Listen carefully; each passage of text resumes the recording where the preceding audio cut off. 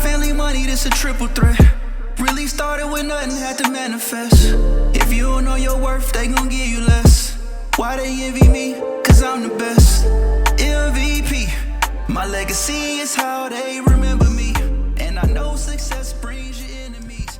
All right, y'all, welcome back to another episode of the Triple Threat Podcast. I'm one of your hosts, Brian Keys, a.k.a. BK609. It's your boy Chris Bruce, a.k.a. Detroit Mogul. Vic Gurley, a.k.a. MVP Vic. Today we bring a guest to y'all from the real estate group, Logic Equities.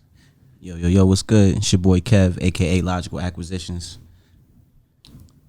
Yes, so today we've talked about wholesaling and real estate and everything else, but today's episode we're going to be talking with two guys that are doing flipping. All right, some of you want to get into how can I go and do the stuff that's on HGTV show, how can I go take an ugly ass house, make it a pretty house, and make a whole bunch of money. That's what this episode is going to be. Also, we're going to be talking about buying and holding properties. The key to wealth is owning real estate, having cash flow coming in on a consistent basis. That's what we're going to talk about. So, Kev, man, I appreciate you coming on the show, man. Appreciate y'all for having me. So take us back, man, to the beginning.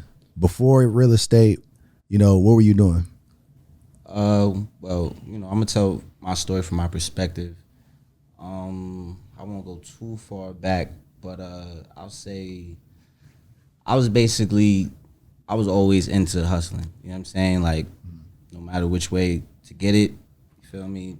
Legal, illegal, I dipped and dabbed, ended up having to do a little time. I did 3 years in prison, fed time, came home, living with my moms, had to start from the bottom. I did enough time to where it was like I knew I couldn't go back to that life, but at the same time, I had the mentality that I had to do bigger things. You feel me? Like I always wanted to do great things. So I just started from scratch, trying to figure it out. Came home. Obviously, I didn't have, much. I didn't have no funds, nothing like that. So started working little random jobs.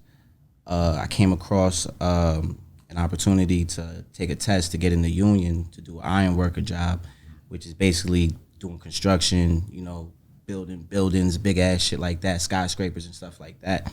So, me, I'm just a nigga coming home. Can I say Yeah, that? good. Right. Good. I'm just a nigga coming home, whatnot. So I didn't even know what iron working was. I'm just like, nigga, $33 an hour in there. Feel me? Yeah. So I get there, turns out it's niggas climbing up on buildings, white boys, they doing all type of shit. They swinging big ass hammers and all type of shit.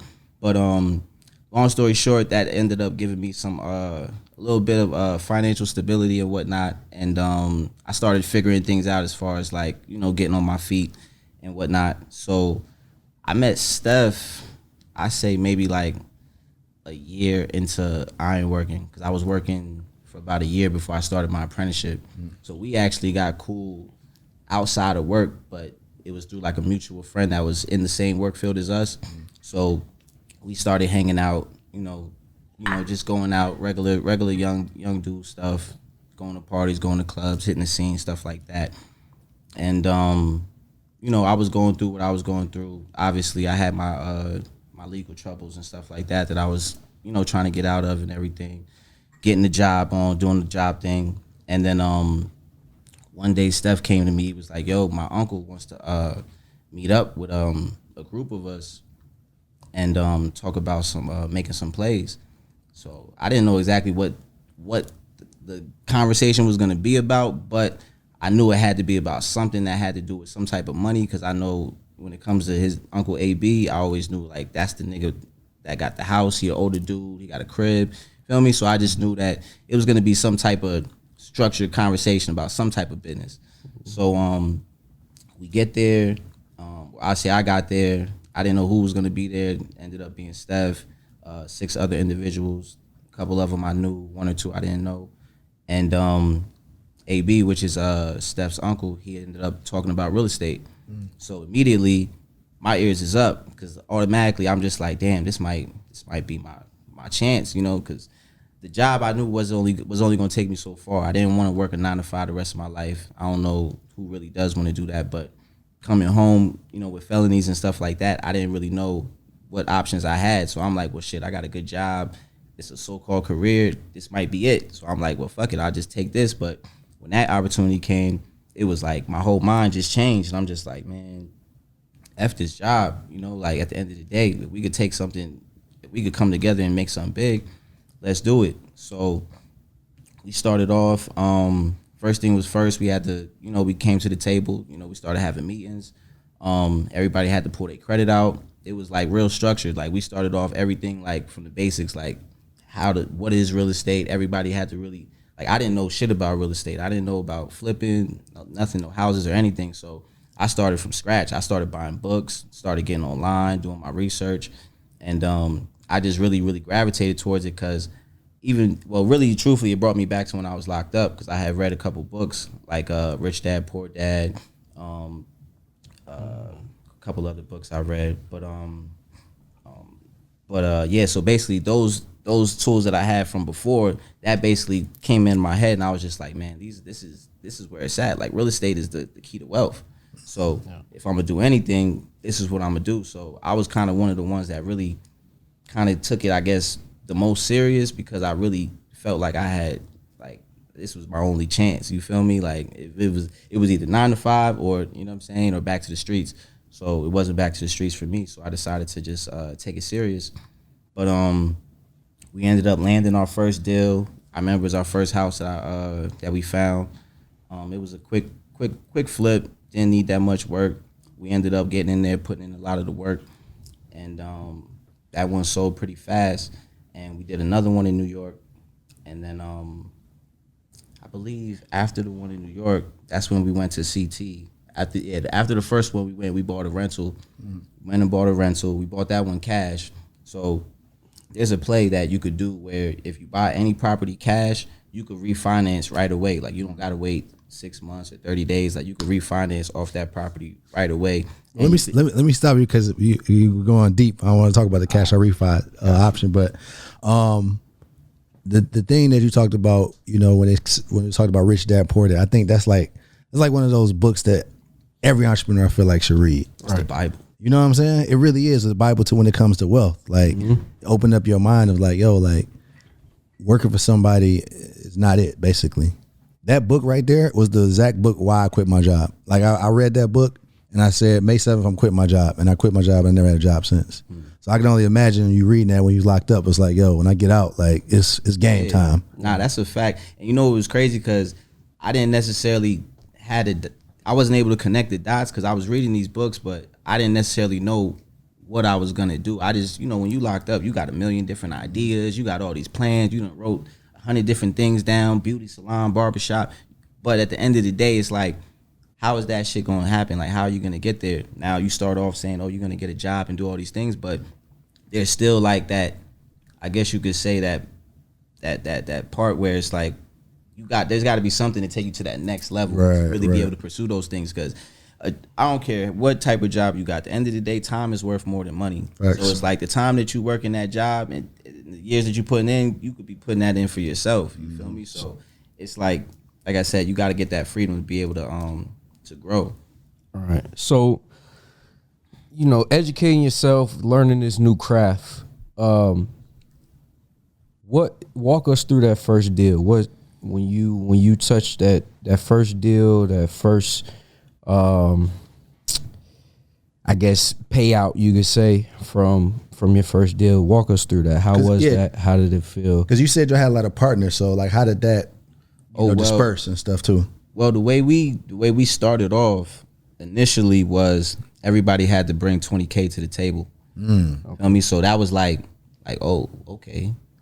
I didn't have 20K. You feel me? Like I was working. Mind you, we had decent jobs. We were making money, but nobody was stacking their bread like that. Yeah. Like everybody was just running through papers. So I'm just like, oh shit, I don't got that 20 right now. So I'm like, nigga, maybe I got 2 or 3, but it was more or less it was what his mind state was basically saying, even if you don't got it right now, you gonna have it. You know what I'm saying? So bring it to the table. But it was just to solidify who's really serious. Because at the end of the day, niggas could talk all they want. Everything is cool until it's time to put some bread up. Facts. Period. Like niggas be on the phone for weeks and weeks talking. The day it's time to put some money up, niggas start getting quiet and, you know, start stuttering and shit. Like, you know, excuses start coming. So that was, I guess, his way of seeing, you know, who was really down. Me, I was in a position where I was like, I might not have the 20, but I'm about to show these niggas how much I'm really serious about this. And at the end of the day, you got to put in work. You could put in bread, that's cool, but if you don't put in the work to actually get that, then it won't even matter. So to get back to your question, basically we told ourselves, we were like, look, man, we're not really thinking about a cash out right now. You know, everybody jumps into these deals and everybody wants to cash out, but it's like if you break that bread down and you break it down into 8 individuals, and then niggas get that bread back, now you got to ask them, do y'all want to do it again? Or, you understand? So, and then that's when things start falling apart because not everybody's disciplined. So we automatically told ourselves, we don't even want to break bread till we get at least $1 million. You feel me? Like, straight up. And that's, you know what I'm saying? That's the goal. So it's like, we still pushing. You feel me? Like, we not in here thinking about cash outs. At the end of the day, like, $20,000 ain't shit. You feel me? So I don't want that back. You feel me? I don't want that 20 back. I want $1 million. You feel me? Or I want 200,000, 300,000. So, like I said, as far as like cash out, we went and bought more cribs. You feel me? We took the money from that first property, and like I told you, we went and took that bread and we bought a 3-family for $90,000 in Connecticut. Okay. We bought that one cash, refied on that, then we took that money and we went and did another flip, and we just been going ever since. You feel me? Building up the bankroll. So let me ask you this: when approximately did this conversation first happen? About going on 4 years now. And how long after the first conversation was the first deal? I say about six months. Okay. About 6 months. Like, we was beating every week. We was having meetings every week. Like I said, the first thing was credit. You know, my credit was some shit, 400. Some dude's credit was good, some dude's credit wasn't, but it was just like basically saying like, look, in this game, this is what matters the most. You feel me? And that's what he was basically trying to show us. Like, look, at the end of the day, if you ain't got credit, you ain't shit. Yeah. Period. You feel me? So yeah, the cash is cool, but at the end of the day, the credit is what's gonna make you really rock. And the way a LLC is structured, with that, you could take one person's credit out the team and make moves. So we were able to make a lot of moves just for the fact that we had certain partners that had 800 credit score. Even though my score was a 400, we was able to use our other partners and still make moves. So that's why the group, you know what I'm saying, dynamics and having a team, that's why it's so important. Because you might not have the bread, but if you got the credit right, your shit is worth more than somebody's a lot of people's bread. So with that group then, so initially there was one guy that kind of brought everybody together, correct? Yep.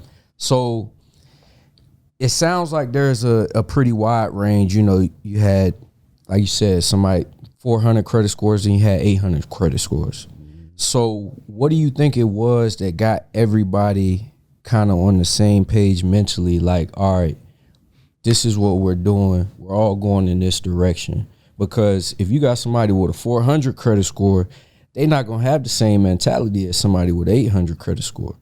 So what do you think it was that kind of kept everybody, I guess, on the same mission? Information to go in the same direction and accomplish the same goal? I say it was probably the relationships we had before.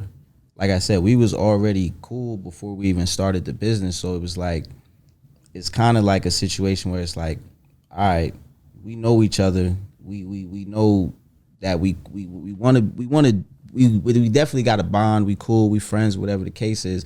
But it's like, wouldn't you want to get it with your niggas? You feel me? Like, wouldn't you want to get money with your so-called friends? Like me personally, I'm at the point where I don't have nobody, like no friends, unless I'm getting money with you or doing some type of business. Hey, I'm the same way. If I can't get it with you, I feel like we not really friends, because it's like, I'm always trying to do something. So at the end of the day, if you're not trying to do something with me, then it's probably gonna be a disconnect. So at the end of the day, we always was, like I said, we all had our connections. Me and Steph, we was doing stuff before the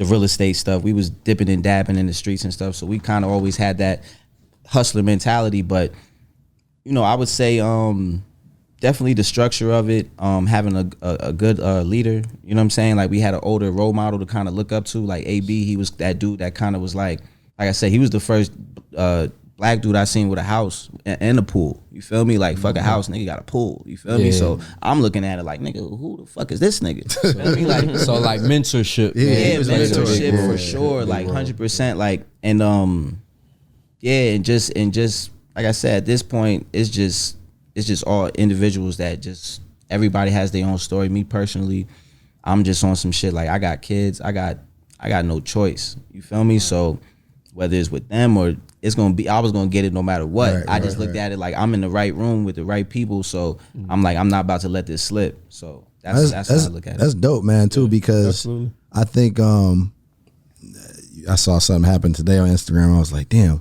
black people seem like black niggas don't know how to work together long. You know what I'm saying? So ego get in the way, money get in the way. Competition. Especially if somebody, situation ain't really together. And then, a 30 bag just dropped or a 50 bag just dropped. And they like, shit, nigga, I put in work. Nigga, let me get my payout. So to say that y'all was able to like be like, nah, let's continue building, right? Let's continue to build this thing so we really build something that's really some real money out here is commendable, man, because when it comes to black men, it doesn't happen often, man. Ego usually always gets in the way. Nah, it be like that. But one thing I'll say, like that job, I ain't gonna front. Like we was making some paper. Like we was pulling in some shit. You feel me? So it was like it was kind of like I said, we done played around so much with that. I was looking at it like, well, shit.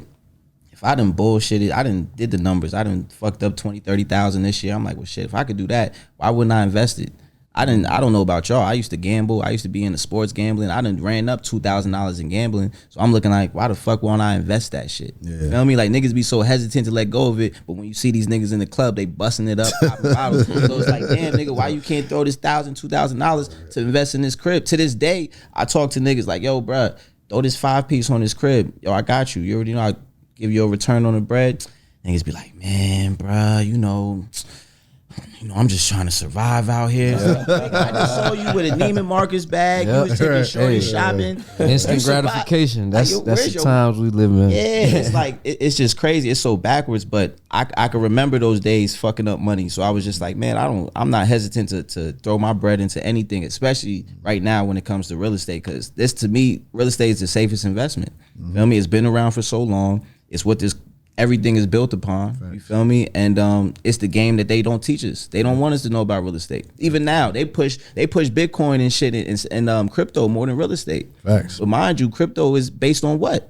We still don't know. It's backed by what? We don't know. I know real estate stands on land. I know a house, nigga, once that house, it ain't going nowhere. You could break it down. It's still property. Feel me? It ain't going nowhere, and it's been there for 100,000. You know what I'm saying? For 100 years, whatever the case is. I'm pretty sure it ain't gonna go nowhere. It's not. If you look at it, I tell people, you look at people on the top of the Forbes list, the richest people in the world, they own real estate. All of them. Like, you can't find one. You can't find one. That's why. And that's why I said, man, this is the illest game. It's not. The reason why I say it's not a game that black people gravitate towards, because it's all about patience. Everything is patience, and our people have not. We maybe at a certain time we were, but right now, even this generation it's just not a patient generation. So when you tell somebody, yo, it might take me 6 to 8 months to get my bread back, they're gonna be like, what? 6 to 8 months? But I'm like, well, shit, nigga. I remember going 6 to 8 months working and still didn't have nothing saved up. So if I could wait 6 to 8 months to get a bag for sure, and I know it's gonna be there, and it's a bag that I don't gotta, it wasn't like penny pinched or bird fed to me. It's a nice sum of money that I could deal with. I'll take that. That's, to me, is smarter. You know what I'm saying? Like, because niggas, it's hard to save when you getting paid every week. But if niggas is holding on to it and then you get a lump sum, then you can say, all right, I'll put 10 here, put 5 here. Feel me? To me, it's just a better game. But it's all about the way you look at shit. That's true. So another thing that you said too that was really good is that, see, I know a lot of people when they get into rehabbing, that's all they doing. They don't necessarily get into like, let's go to something bigger. Let's go multifamily. Let's actually get some cash flow coming in. Now the flips will fuck you up. That's the thing too. People, the flips is easy to get into, but it's for a reason, because for one, you got to pay capital gains taxes. you're gonna get hit on that. So people always think, oh, you getting that profit, nigga, you gotta pay that back unless you wanna deal with the IRS. On top of that, there's so many things that could go wrong with these flips. It's like I said, it's to me, it's like one of those games where it's like you got to really know what you're doing, you know, to even be successful at it. So it's like it's not really the game that people could get in and do it, but to be sustainable and to continue doing it, not a lot of people really are really good at flipping for real. Yeah, like, and that's just honest. So on y'all flips, are y'all one of those people that come in, do cookie cutter stuff and just get in, get out, or y'all like, yo, no, we about to turn this motherfucker up? Yeah, me personally, I like to get cribs for under 100,000. Okay. So cribs that's under 100,000 ain't gonna look too good. You feel me? Like the condition ain't gonna be that good. But as far as like things that we've done extensions on properties, full guts as far as tearing everything out.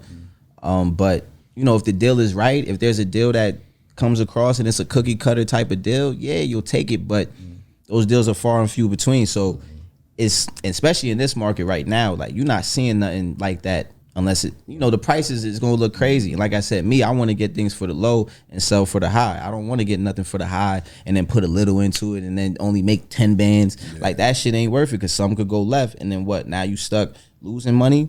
I'd rather take the, like I said, with these cribs, when you get them for so cheap, even though you might have to force that appreciation by fixing it up, you kind of, it don't got no choice. But like it's like you took something that was shit and turned it into sugar. It's gonna go for the high, you know. Yeah. And the room for profit is way more. So with COVID, the pandemic, you know, a lot of businesses, a lot of industries took major hits. So how would you say business was during that period, and even now, because like you said, the market's crazy right now. So how did you fare like during those times? Well, that's during that time. That's when we came down here. Well, I decided, I was like, yo, 'cause I seen what was going on. I kind of had a foresight and seen what was kind of happening, and I knew New York was gonna dry up. I'm like, man, New York, they about to use us as the motherfucking guinea pig for this shit. You know how they do. So I was like, I might have to make a move. My mom, she been living down in Tampa for years. I've been visiting. I kind of knew the landscape. I'm always looking at cribs. Everywhere I go, I look at houses. No matter where I'm visiting, whatever, I'm always looking at cribs. So I always knew Tampa was a market. And then when this happened, it was like nobody wanted to do nothing. I'm just looking at it like everybody was kind of shook. I'm like, yo, y'all niggas ain't trying to, niggas like, you know, play it safe. And I'm just like, look, man, I don't see how you could say that things are slowing down when they still building roads and still building highways. How you shutting shit down but Home Depot's open? You feel me? So it's like you had to really look at what was going on behind the scenes and think about it and be like, is this something that's really gonna be forever, or is this some shit that they doing just to fuck the economy up and do what they've been doing? Right. You feel me? So right. I looked at it as an opportunity, and then I came down here and got a crib for the low, and then from that crib, we done turned it up. You understand? So we caught this market when nobody was really on it. So we got in at a good time, you know, made some good relationships, and now we in a better position because we actually moved when everybody was stagnant. Right, so that's why I say that was the time to get it. You know, everybody, the agents didn't even want to show cribs. I had agents that didn't even want to meet me to go show the property. Yeah. And I'm like, all right, you feel me? I need somebody that's ready to work. You feel me? So I found an agent that was moving, and we got to it. But that was the time, you know, to grab something, you know, for real, absolutely. Especially like right now, like everything now. Yeah, it's ridiculous, man. Ridiculous. It's because like I've been wholesaling for 12 years. I'm teaching stuff now. I got other businesses, but I started back in the recession, and I'm like, I was talking to my sales guy today, like these houses in you know, you familiar with like New Port Richey? Yeah, I'm not, as far as like the landscape, I've never been there, but I keep my eye on it. So I used to do a whole bunch of stuff out there because it's nothing but like older people there. So anyways, there's a crib that we sold 4 years ago for like $45,000, wholesaled it to this buyer. He put some money in, sold it for like $89,000. That crib today, $240,000. Yeah. I'm like, yo, what the? That's crazy. Like, this shit is crazy. The prices, dog, right now, man. Yeah, it is. Nah, it's ridiculous right now. It's a little bit between inflation. It's got a lot to do with inflation And that's that real estate, man. That real estate, that value go up. I'm telling you, like, I got properties right now. I got them for 80. Same property, same condition will go for 150. Fucked up and everything. Like I said, there's no distressed properties going for under 100K right now. That's facts. Unless it's some shit. You feel me? But nothing going for under 100K. Yeah. So, that's why I'm looking elsewhere. Like, I'm looking at Indianapolis. I'm looking at Kentucky right now. I got my eyes on everything outside of this because real estate's happening everywhere. You feel me? So I'm not gonna be that dude that's gonna be stuck in one lane. So tell me, one thing I like about it too is I say anybody that's been in the streets, you know how to hustle. Like, real estate is like the best vehicle far as facts. I just posted some shit the other day. I said a flip is exactly what it sounds like. You taking something and you selling it for more. If you from the streets, you know how to flip. That's all we've been doing is flipping shit. Yeah. So my thing is, take that same mentality and put it in something legal, because all that other stuff ain't worth it. You feel me? It's not. And if you doing some illegal shit at this point, I'm looking at you like you goofy. Because it's like, come on, nigga, there ain't no way you getting away with it for that long. Right. If it's a serious crime, you feel me? Yeah. And then at the end of the day, come on, we don't need to be out here destroying our people, selling drugs, doing all type of shit.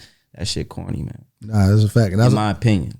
Nah, that's a fact. And that's what I was gonna say. Like, I was gonna ask you, how did you apply some of those different things into real estate? You know what I'm saying? When it comes to, because like I said, I know a lot of people. Kenny Rush, I don't know if you know him. He's like an OG here. He's a lot of stuff in Tampa. He's one of my former mentors. And that's exactly what he did. You know what I'm saying? He got out of jail, did 10 years and went straight to it. You know what I'm saying? And it's like, for people that's watching that may have been in the streets or may come, just not coming home, like, what's some advice and what things did you apply from the streets into your business?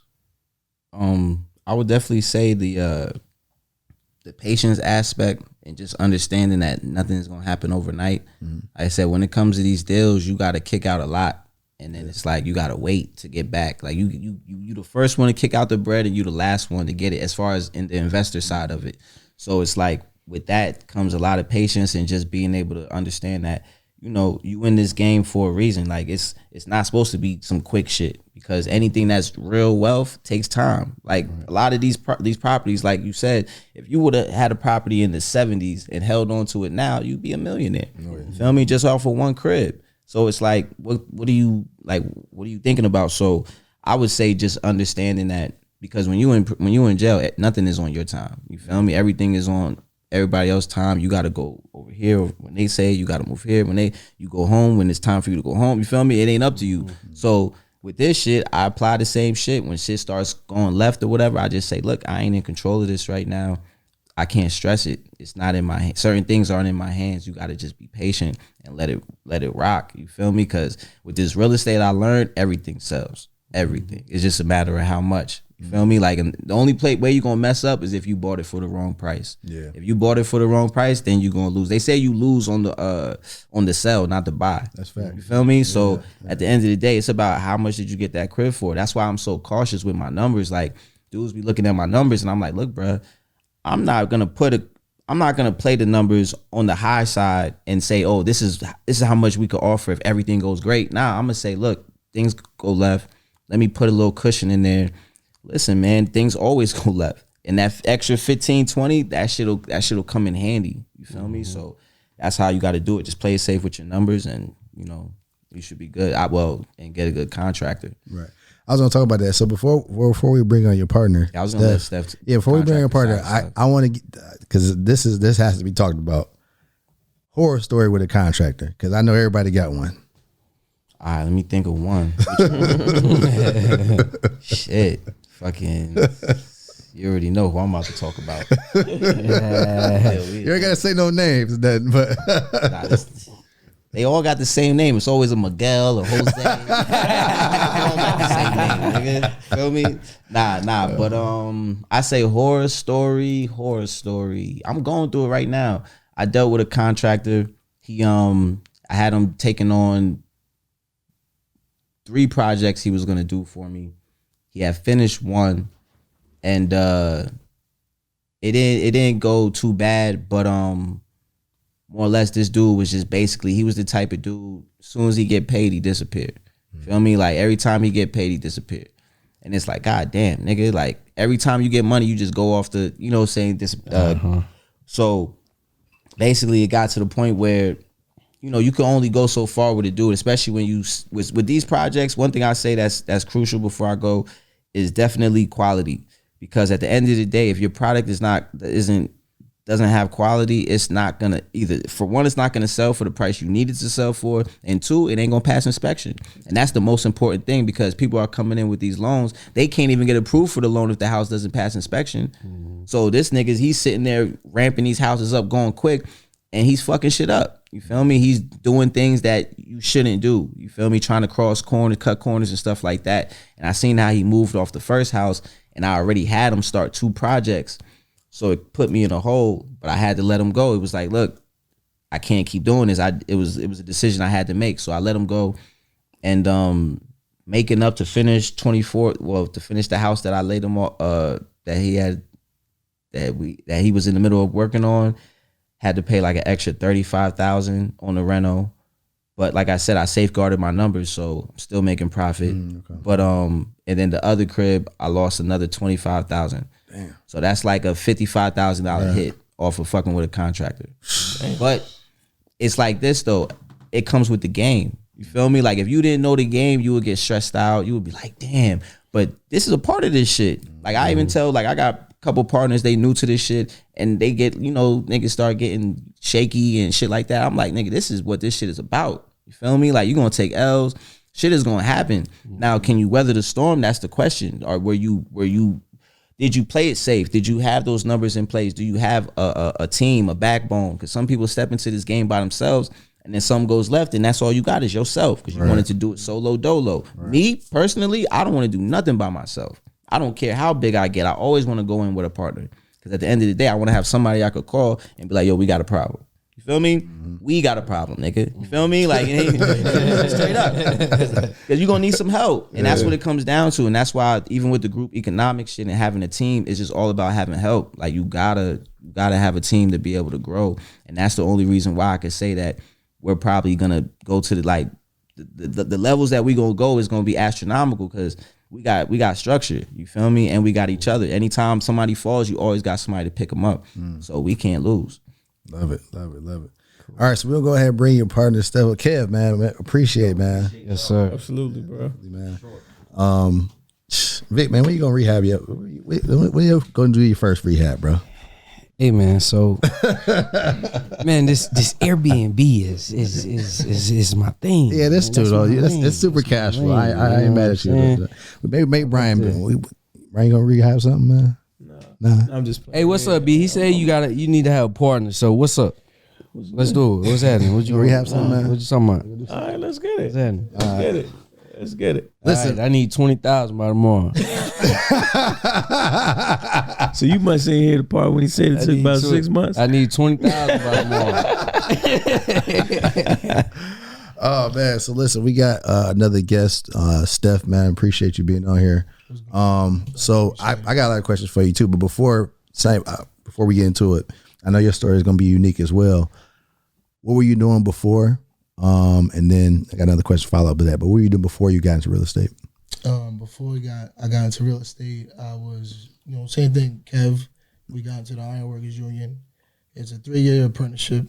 Okay. So we was actually, it's funny with Kev because it's like, I think we met prior to getting into the apprenticeship. And he's like, yo, we might fuck around and be in the same class together.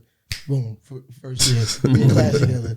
Seen the white boy sitting next to the homie. Yo, you're going to have to get up, bro. I got to sit next to the homie.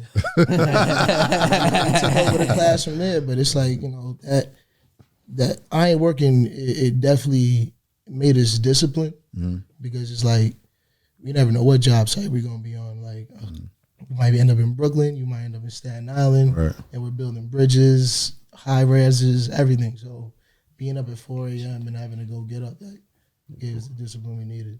So it seemed like your uncle was like the legit Big Meech or something. You know what I'm saying? he's definitely that OG that everybody would like. When you want to classify an OG, that's what a real OG is. You know what I'm saying? You teaching credit, you showing real estate. Like, that's what an OG is. And definitely appreciate them for that. You know what I'm saying? Yeah, no, definitely, man. Because that's important, man. I mean, I think that's the issue now. We be talking about that too. Like this generation, man, they don't have no guidance. Not the right guidance, anyway. Is he still a part of it? Yeah. Okay. We still bubbling. Perfect. So is this saying? So the group that y'all started with, because I think you said what, eight of y'all. So that entire team is still together. Everybody's still That entire team is still together. moving. And essentially for us to really grow, we all have to grow individually as well. So in order for us to all become bosses, we have to be our own bosses individually, and then we could collectively collab on whatever we need to. Okay.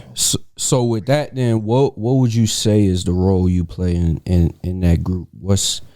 I'm more of the project manager for Logic Equity, so I'm in charge of finding the contractors. I'm just trying to study what we could do to the property to try to get that price point that we want to get for. Especially with these down here in Tampa, it's a different market. It's more of a permit game. In New York, when we were flipping our properties, we was getting in there. You know what I'm saying? I'm telling you, even properties that had somewhat of an extensive rehab, we were renovating the properties ourselves. So we was up at 7 a.m. We was up earlier than that, 5 a.m. at the job site, 7 a.m., work, take our lunch, go home 3:30, back tomorrow, do it again. Same thing, we treated the job site. So if you're going to wake up for the next man, we got to wake up for ourselves. And that's how we treated it. So with the issues with the contractors, we kind of hold our contractors to a standard because if we can go toe to toe. If you put me and my crew in a property, we're gonna get it done in 30 days ourselves. I'll sheetrock, I'll spackle, whatever we got to do, we're gonna get it done, and it's gonna be done right. So when you come to a different market and you're dealing with contractors who, you know what I'm saying, like they work at a different pace. Right. You know what I'm saying? It's kind of like, that's why it's like, it really is a patient game, because it's like you can't change that person. Yep. They're gonna you gotta trust them to be who they are. You know what I mean? So I mean, the transition, how was the transition from y'all having your infrastructure and everything up north and then coming down here? Was it like very hard? It wasn't too, it was a little bit of a process. Okay. We're definitely trying to find contractors, but this wasn't the first market that we tried to test. Okay. So, we stepped out, we went to Connecticut, where we was doing all our buy and holds, renovating those properties. And then when with real estate, there could be many hats. So what we tried to do was designate and delegate each hat to somebody. So I'm the project manager. Kev was our acquisitions. He studied the market that we needed. He stayed on top of the market that we needed to go to next. We got an in-house property manager, asset manager. So everybody focused on what they needed to do, but we also needed to know what everybody else's role was as well. Makes sense. So we got the King Airbnb right here, man. He's always stressing and talking about the importance of, cash flow and Airbnb standpoint, and he loves that more, than traditional, rentals and stuff. And Brian has Airbnbs with him as well too. For y'all, with the rentals, y'all have any issues getting that rent in the pandemic? And all of our rentals are in Connecticut. Okay. And thank God we were dealing with a lot of Section 8 tenants. Oh, so that's automatic. we focused that we had some Section 8 tenants, so that rent roll was still coming. We did have issues with one of our properties where, not during COVID, we really didn't deal with too many, maybe one or two tenants. Okay. And then, they came up and, we worked with them.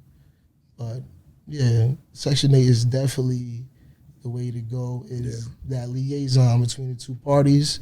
If this tenant is not doing what they need to do, get them out of there, get me a new tenant, Smart. Because I was hearing the stories, man. Yeah, I'm about to start targeting a lot of those landlords that went through it during this pandemic, because you got to think, it's a lot of them that's, once it's said and done, like once they get things situated with the tenants they have, they ain't gonna want to deal with it no more. Nope. So now I'm gonna be like, hey, come on over to the short-term rental side. You ain't gotta worry about all that. You gonna get your money. It's definitely different here. 'Cause- That's a lane that we're shifting towards right now, because you got to analyze the market that you're in, and short-term rental is the way to go here in this Tampa market. Long-term rentals, but the numbers really make sense. Short-term rentals. So. Nah, that's a fact. So when it comes to finding y'all properties, I know Kev is obviously acquisitions. What are y'all doing to source them? Are y'all buying from wholesalers? Are y'all going straight to auctions? What are y'all doing? We haven't done auction. We have gotten properties from wholesalers. Okay. A lot of our properties have come from the MLS, believe it or not. Like people sleep on that. Like they think that there's deals on the MLS. Trust me. And if you if you play your numbers right and you focus on whatever rule you do, like some of the rules we do is like the 70% rule. Yep. So if you focus on whatever your number is, then it'll work. Okay, It'll work. So that makes sense. Yeah. Break that down for us. What's the 70% rule? So the 70% rule is pretty much when you get a property, and 70% is typically like the number when you're going to refinance a property. What the bank will give you, they'll give you 70% of what it appraises for. Okay. So if you lock in and you base your numbers off of that 70%. So let's just say, for example,